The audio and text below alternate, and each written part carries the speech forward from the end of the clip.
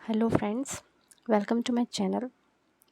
आज मैं मेरे लड्डू गोपाल जी का स्नान दिखाऊंगी और साथ ही भगवान श्री कृष्ण के दिए उपदेशों के बारे में बताऊंगी। चलिए शुरू करते हैं। भगवान श्री कृष्ण ने अर्जुन को गीता का ज्ञान उस समय दिया था जब महाभारत की कौरव और पांडवों की लड़ाई शुरू होने वाली थी। इस युद्ध के शुरू होने से ठीक पहले अर्जुन अपने पितामह, गुरु और नाते रिश्तेदारों को अपने सामने देख मोह में फंस गए थे और लड़ाई में इनकार कर दिया था। इसके बाद श्री कृष्ण ने उन्हें कर्म का महत्व समझाया। कृष्ण की ओर से अर्जुन को दिया यही उपदेश गीता उपदेश कहा गया। कहते हैं कि गीता जीवन का सार है। आइए जानते हैं गीता में कहे गए कुछ अहम उपदेशों के बारे में। भगवान कृष्ण के अनुसार कर्म पर ही किसी भी इंसान का अधिकार है। कर्म के फल पर किसी का भी अधिकार नहीं है। इसलिए कर्म करो और फल की चिंता मत करो। तुम्हारी आसक्ति काम करने में ही होनी चाहिए। इस दुनिया में जो व्यक्ति अपने मन को नियंत्रित नहीं कर सकता है, उसके लिए वही मन शत्रु का काम करता है। गीता में ये भी बताया गया है कि बुद्धिमान व्यक्ति को बिना किसी स्वार्थ के समाज के लिए योगदान करना चाहिए। मन अशांत होता और उसे नियंत्रित करना कठिन है। इसके बावजूद अभ्यास से इसे वश में किया जा सकता है। इसे जो करने में कामयाब हो वही उत्तम पुरुष होता है। भगवान कृष्ण ने गीता में कहा है कि जो भी जीव जन्म लेता है उसकी मृत्यु भी निश्चित है।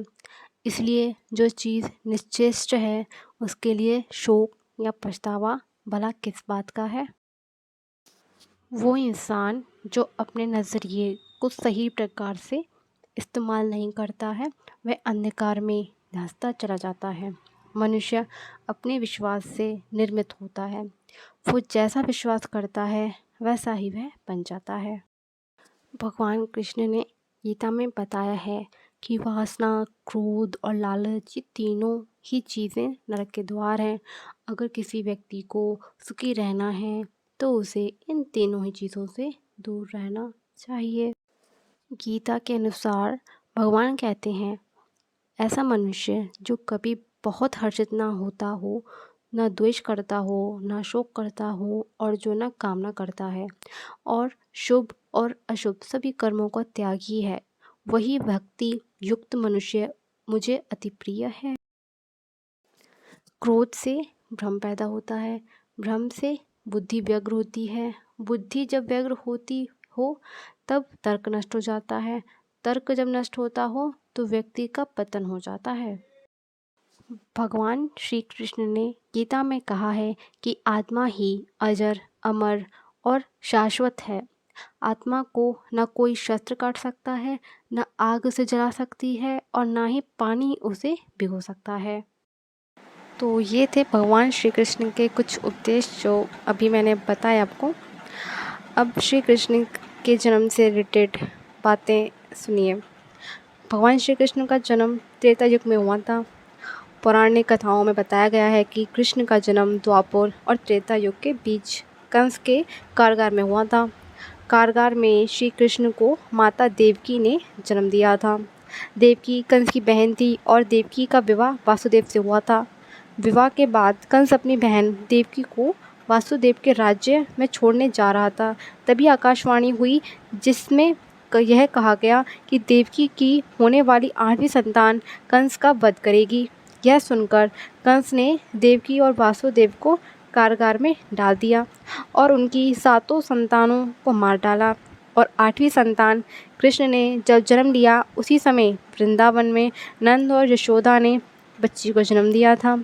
तभी वासुदेव वृंदावन में कृष्ण को यशोदा मैया के पास सुलाकर बच्ची को लेकर वापस कारागार लौट आए। कंस उस रात गहरी नींद में सो रहा था। उसको सारी वाक्य नहीं मालूम पड़ा। बच्ची को देवकी की आखिरी और 8वीं संतान समझकर मारना चाहा, लेकिन उस समय बच्ची ने देवी का रूप लिया और कंस से कहा कि तेरा काल गोकुल में पहुंच चुका है। उसके बाद कंस ने गोकुल में श्री कृष्ण को मारने के कई प्रयास किए, किंतु वे सभी असफल रहे। तो ये थी भगवान श्री कृष्ण के जन्म से रिलेटेड थोड़ी सी जानकारी। यह तो हम सभी जानते हैं कि मनुष्य जैसा कर्म करता है वैसा ही फल भोगता है। मनुष्य के द्वारा किया गया कर्म ही प्रारब्ध बनता है। इसे यूँ समझें कि किसान जो बीज खेत में बोता है उसे ही फसल के रूप में वह बाद में काटता है। भगवान श्री कृष्ण गीता में स्वयं कहते हैं कि कोई भी मनुष्य क्षण भर भी कर्म किए बगैर नहीं रह सकता। आज के परिवेश में विचार किए जाने की आवश्यकता यह है कि क्या हम शत प्रतिक्षण दिन प्रतिदिन जो कर्म कर रहे हैं वह हमें जीवन में ऊंचाई की तरफ ले जा रहे हैं, या फिर इस संदर्भ में कोई लापरवाही हमें नीचे तो नहीं गिरा रही है। हम अच्छे कर्मों के सहारे स्वर्ग में जा सकते हैं और बुरों के सहारे नरक में। मानव के पास ही प्रभु ने शक्ति प्रदान की है कि वे अपने अच्छे कर्मों के सहारे अपने जीवन की नैया को पार लगा सके। हमें हमेशा याद रहना चाहिए कि अच्छे कर्मों का फल हमेशा शुभ होता है और बुरे का फल हमेशा अशुभ होता है। तो यही था आज की मेरी इस वीडियो में। आई होप आप सभी को मेरी ये वीडियो अच्छी लगी हो और काफ़ी कुछ सीखने को मिला हो। मेरे चैनल से जुड़े रहने के लिए मेरी वीडियो को लाइक करें, शेयर करें और सब्सक्राइब करें मेरे चैनल को। Thank you for watching the video.